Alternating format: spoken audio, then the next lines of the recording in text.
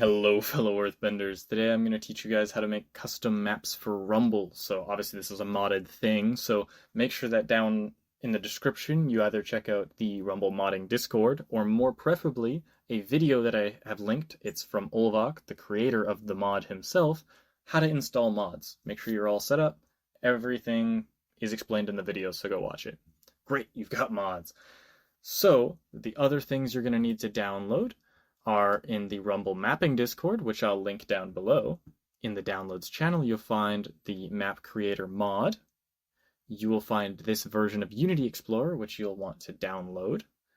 And you'll find a link to a Google Drive.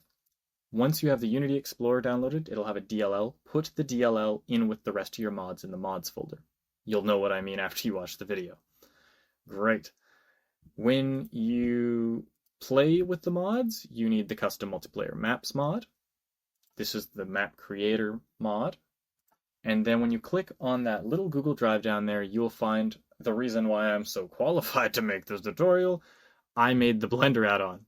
So you'll find a README. The README has really simple stuff, a quick how to get set up, some of the rules, an explanation of some of the visual tags that you're going to want to use, and the update history.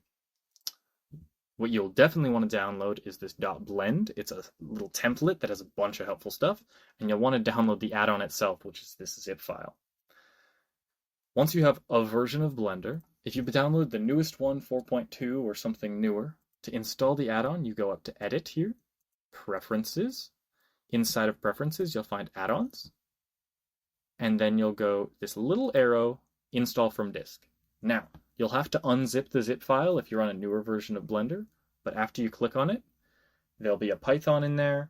You click on the .py, install that. Perfect. It'll look like this, Rumble Map Maker. This is version 1.3 when I make this video. It might be a new one later. Make sure it's checkboxed. This needs to be enabled. You'll know it's enabled because on the right, you'll see Rumble Map Maker tab over here. If these tabs are hidden, there'll be a small arrow. Click on that or push N. It'll pull them out. This is the add-on. This is the little interface. Perfect. If you're on an older version of Blender, like I usually use, you'll go Edit, Preferences, Add-ons, and there's a big install button. Just click that. You don't even have to unzip if you're on something before 4.2. You can just click on the zip file. It'll just work. Again, make sure this checkbox is turned on. This is what it looks like. You'll know if it's on because it'll be here in the panel. Fantastic. So now I'm going to quickly tell you what comes with the Blender file. It's adorable. The blue is a different color, but don't mind me. I'm going to minimize stuff to make it easier to see. Firstly, here are the primitives. These are replicas of the Unity primitives. These are the only things you can duplicate and reuse and squish around and move around and rotate to make your maps. These are the only pieces you're allowed to use because that's how it works. So you have a little bean here, a capsule, a cube, you have a cylinder, or like a roll of toilet paper, a big flat plane, a quad, which is actually what a plane is made out of, a 10 by 10 of quads, and then there are there is a ball. So you've got all your primitives. You'll be copy pasting those somewhere else to make your map. I'll be running through an example of me making a map, talking about useful tools and basic Blender stuff if you've literally never used it before. In the reference objects, you will find this big cage around the outside. So that shows the kill ceiling, the kill floor, and there's a little bit of walls here so you can see where the players will die if they go too far. You'll notice you can make the ground lower than the default maps. That's actually pretty good. I mean, your players will fall when they first start, but they can have more height to fly around or jump around if you'd like. There are these two cubes. This is the host spawn and the client spawn. So you'll know where they spawn, make sure that they're on the map. And then there's these two circles. You have the ring or the gutter, the one you can fall off. And this is how big the pit is, the one with the walls. So I'm going to now walk you through some really basic Blender stuff using these primitives. So to orbit like this, you're going to either click and drag on this if you don't have a mouse, but you should because you play Rumble. If you're on a laptop though, click and drag on this, middle mouse or the scroll wheel, push it in. Great. To pan around, click on this hand, or if you have an actual mouse, middle mouse again, but now you're going to hold shift at the same time. Great. And then scrolling is zoom, or this, click and drag on this. Perfect, now you know how to move around. To manipulate the objects, the only things you're allowed to do to them, and I'll make a new collection, right click, map. Great. To manipulate the objects, I'm going to take a cylinder, Control C, Control V, copy, and paste, hide all the other primitives. You can use these tools here on the left. These three are the only things you can do. Don't go into edit mode here and be like changing the shape. The Unity will completely ignore that. Stay in object mode. You can move it, you can rotate it, and you can scale it. Those are the only things you can do. Okay, and I'll explain these little menu options up here because you'll need them. I'm going to use the hotkeys, but you can also, if you click item when you have something selected, see their rotation, scale, and location right here, which is really helpful if you ever want to copy paste. So to get started with my map, my idea of a map that I'm going to make, it's going to have a circle with some walls around it, so there's parts you can fall off, and then there's going to be a couple smaller circles that you can also fall off. So I'll start by turning my reference on. I'm going to S to scale. I don't want it on the Z, so I'm going to Shift Z, so it scales on everything but the Z. About the same size as the ring. There we go. Now I'm going to still want the references up so that I can see where my other land masses go. Scale it on the Z, SZ. You need to make sure that your platform is skinny. If it's not skinny, then your objects will spawn too low because they come out from the bottom and they won't make it all the way up. So make sure that your platform is skinny. This is a GZ. I want it a bit lower so there's more room for people to fly. It's okay, they'll just fall down for a second. And I'm going to make it a bit skinnier just because it's more reliable.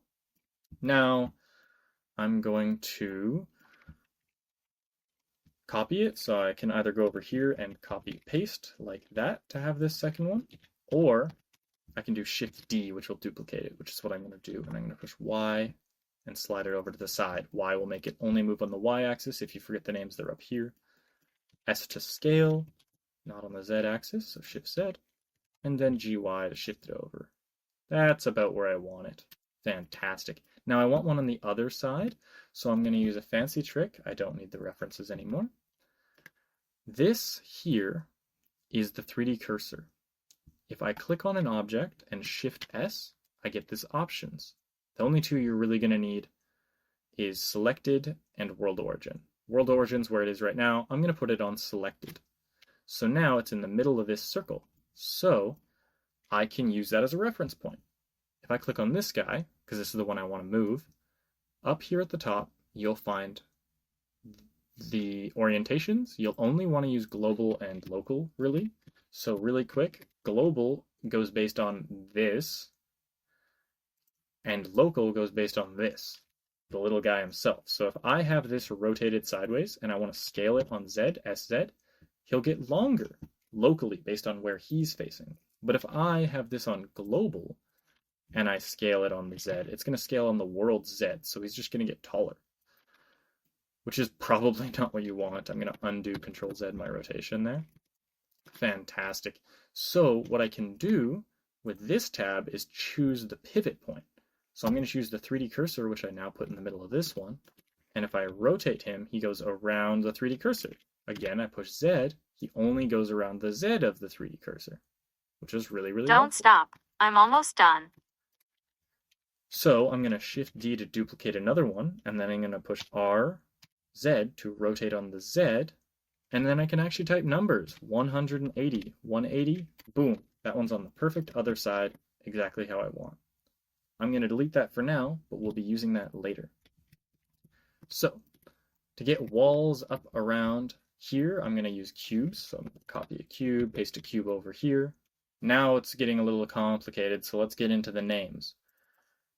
You have to keep the primitive name at the start. Don't touch that. So it needs to have cube, cylinder, whatever at the start. Then you can name it whatever you want, but you can also add special codes. I'll get into the codes a little bit later, but they're really helpful for telling you how the object behaves. So let's just call this cylinder floor, and then this one's also going to be cylinder floor so that I don't forget. We're going to make a new collection by right-clicking on map. I'm going to call this one floors. And I can put both of the floors in there. Great. So now they're nice organized out of the way. Now this cube, I'm going to call him barrier. Here I'm going to move my cube over here. I'm going to scale it with S. Oops, it's still on 3D cursor. So I'm going to put this on individual origins so he scales from his middle. And then I'm just going to make it bigger until it about halfway cuts through the floor. And then I'm going to scale it on X because I want him skinnier. And GX because I want to move him on the X just a bit back. Great. So that's my wall, but I actually want to bunch around the edge. So we're going to use that circle trick I just showed you. So with the 3D cursor is already in the middle of this one. If it's not, Shift S, selected. Great. Then I'll select the guy I want to rotate, change this to be the 3D cursor that I'm pivoting around.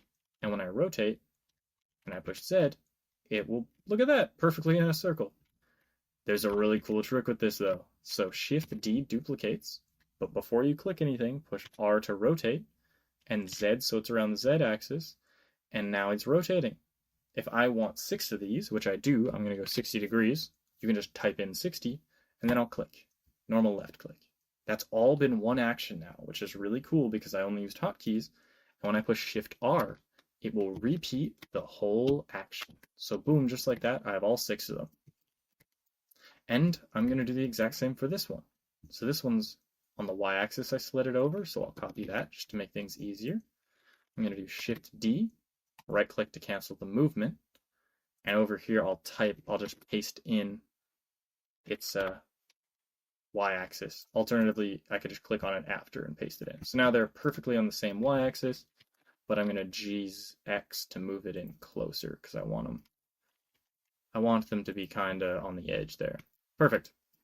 Now I want a bunch of these walls going around this thing. So Shift S, bring up my thing, 2 selected, so the cursor's here. This is still on cursor.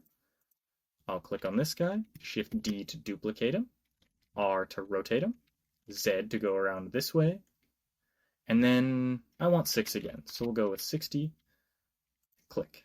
Now I can just Shift R to repeat the actions. Great. These walls are a bit thick for this platform, so I'm going to select all of these guys, scale them on not based on the 3D cursor, but their individual origins. Their individual little orange dots here. Scale them on X, that makes them thicker. Scale them on Y. There we go, that's what I want. So now this gap's easier to get through.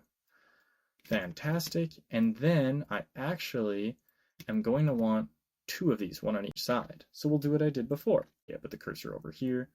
Make sure that this is on cursor. Shift D, R, Z. Okay, and then I'm going to push 180 because I want it on the other side perfectly. Now I could have done 4, but since I did 6 walls, there's a wall in the way, so I don't really want to do that. If I wanted to do 6, though, I could undo, Shift D, R, 60 around the Z axis, and then boom, boom, boom, boom. Now there's 1 at each opening. Beautiful. Look at how much time that saved. Now we do have a McDonald's vibe going, and I'm not into it. And I click on this red floor, and I go to the materials tab down here, this circle. You'll see there's 8 things using this. So all of them are using the same one, so I can just change this to whatever I want. I'm thinking a sandy color, right? So if I go with that sandy color, and then all the walls are using the exact same material right now. I want the outside ones to use a different material. So what I'm going to do is, first I'm going to change this one's material. See 42 things are using it. Click on the number. Now you have a fresh material. Okay, so we're going to call this one inside, because these are going to be my inside walls. And I want to make these, let's say I wanted a purple. Great, so that's my purple. I'm happy with it. Now I'm going to warn you right now, colors will not turn out the same in game. They will be more saturated and darker. So if I wanted this purple, right, I'm going to copy the hex just for now. What I'd probably want to do is take this saturation, and so it's at 60, I'd probably want to drop it down a bit, maybe like halfway. And then I also want to make sure that this brightness on the right is all the way up. This will probably look more like what I want in game. So for reference, we got saturation 3 whatever the hex. I'll paste my original color back for now, but that's just so you know. Now I want all of these middle ones, so if I click and then I can shift click to select more of them. And if the last one I shift click is this guy, I can do a trick called Control L to link the materials right here. So it's a link, Control L. So then I click material and boom, since this is the last one I clicked with the shift clicks, all of them get the material. Great. And I also want this outside material to be a bit different. I'm thinking orange. Wonderful. Okay, so now this is, you can see we're getting a lot of objects. So I'm going to make another folder to keep things organized. I'm going to right click map, new. We're going to call this one barriers. And you could get more specific with it, but I think that's enough detail. And then I'm just going to click on the top one, click the bottom one with a shift click, and drag those into barriers, because then we can get those nice and out of the way. Now, I want to teach you about the fancy name tags. So I'm going to take a plane, copy, paste it into my map, call this, remember, keep the original plane at the start. It doesn't need to be capitalized, but you do need to keep it. And I'm going to call this water, a little bit of water. And that's why it's blue, because I tried to record this earlier, but I'm not quite happy with that blue, so a little deeper. So that's your blue. We're going to go scale this, GZ, and if it's a little harder for you to line things up, hold shift. It'll make it more specific and slow. So I want it just below the surface. Great. This will be our water. If you land in this water, and I want to scale it locally, if you land in this water, you will just die. How do I make that happen, you ask? With the special name tags. So you can have as many as you want. I'll list them on screen right now. You have invisible, wall, environment, visual, and depth. Invisible is really good for if you want something you can't see, obviously. It'll still have collisions and everything, but it won't be visible. That's helpful for if you want a flat invisible floor to walk on, you want an invisible ceiling, whatever you need, invisible. Then we have wall. Wall I'm going to put on this actually, and in the Blender add-on you can just put it in brackets with the first letter W.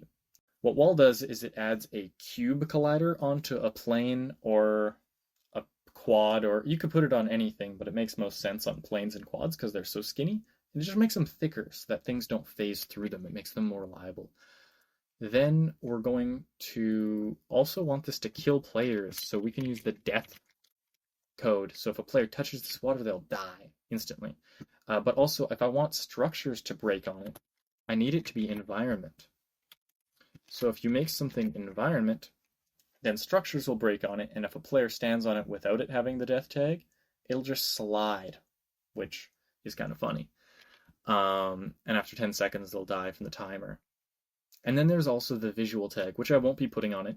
The visual tag is for things you want to have no collision but still be visible. It's really good for any kind of background scene art that's going on. Like the corgi in this map, for example, all visual. Like if I open up in this corgi folder, they all have V for visual. The brackets are necessary, by the way, just in case you didn't know, but if you just write the word visual with no brackets, that also works. I like the shortcuts. So the whole corgi is visual, it has no colliders, and that's really convenient. For the donut, what I actually could have done, but visual wasn't out yet, is all these sprinkles could have had the visual tag as well. Instead, I used the invisible tag and made this extra layer on top of the icing that's slightly higher, that's invisible to make the floor flat. There's a lot of different ways to do things, but you can do what you'd like. Another thing I add using invisible is this structure net. So everything in purple here, if a structure hits it, they're all environment and invisible. So they're invisible so you can't see them in game, but if a structure hits them, it will break the structure, and that stops structures from just falling into the void forever. Now, we've created our map, we're happy with it, and we'd like to test it out. We're going to want to save it. Now, because we put the blend file that we downloaded right here in Rumble User Data Map Creator, we put the blend file in here. Whenever I save something with this blend file, with my add-on, it will save it right here in this folder. And I can show you really quick. If I just save this as frog and I push save, sorry, I wrote new map. I don't have a folder new map. So the warning is new map doesn't exist. So the folder where my map is, and it will check all inside folders, so don't worry about that, is called map. So when I push save, it'll go in map, it'll grab everything, and now when I go in here, you can find frog. Great. But CustomMap.txt is a special name because the mod will let you test it. So if I delete this and just push save, it'll autofill custom map. Great. So now custom map has our map. We're going to load into Rumble, which has Unity Explorer already installed, hopefully, and you have the map creator mod already installed. Now, you'll notice I don't have VR set up, and it did skip past my T-pose. That's another mod called Loader Skipper by Ulvak. I love it. It's perfect for testing this kind of thing. So if you want it, just go download it. Once you're in Unity Explorer, up here in the middle there's FreeCam. Click Begin FreeCam. To move around, hold right-click to look, and then you can use WASD to fly around. To test our map, we're going to want to go to another scene. So let's go to where a map is. The two maps in game are 0 and 1. That's your ring and your pit. So I'll go to the ring because that's the one I based my map on, and I'll click Load Scene, Load Single. Now, I'm here in the ring, and I want to test my map. If you have a map in the map creator folder, just like this, called map or CustomMap.txt, then when you're in Rumble with Unity Explorer and you put equals, look at that, it loaded my map. Now, obviously the map is to scale with the ring, but the ring's in the way. So over here on the left, you'll see map0.production _production. Unview that. Now it's hidden. Great. So I can see my map, I can see the water, everything's here. It looks a bit off though. So you'll see the sand color, way brighter in Rumble, and the orange and the purple are way brighter. So, like I said, you'll want to drop that saturation down. If you want to be nice and specific, you can actually sit here in Rumble and get them looking good, and I'll show you how to do that. So let's say this sand color is really bothering me. You'll go to Inspector here at the top, click on Mouse Inspect and change it to World. And then you'll choose the color you want to change. So I clicked on the sandy floor. Now it's a couple of clicks and it takes a bit to load, but Mesh Renderer. Here I can see material at the bottom. If you don't see material, scroll a little bit, but it's renderer.material, and then you're going to click this Inspect button.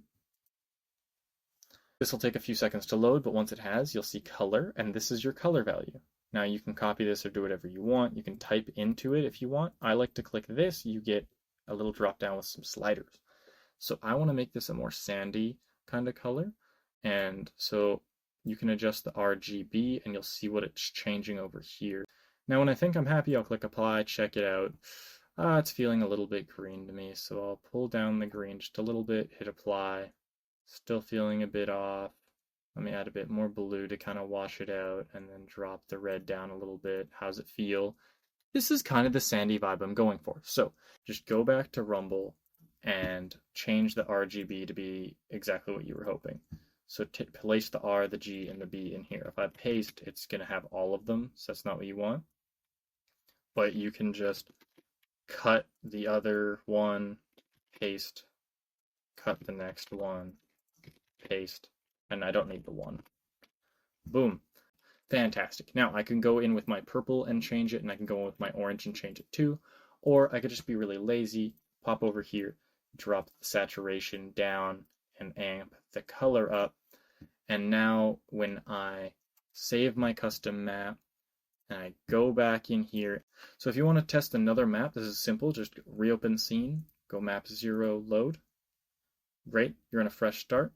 You can remove the production and click your equal sign. Bada bing, bada boom. So now I can see this sand color is a lot more what I was looking for. Fantastic. If you need help coming up with ideas, go to Rumble Mapping. There's an idea suggestion channel. There's also a help section if I didn't answer all your questions, but also use the comments below if you have anything specific. If you're interested in checking out some of the other things I've done, check out this video where I made a crumble font based on the Rumble logo, and have a great day.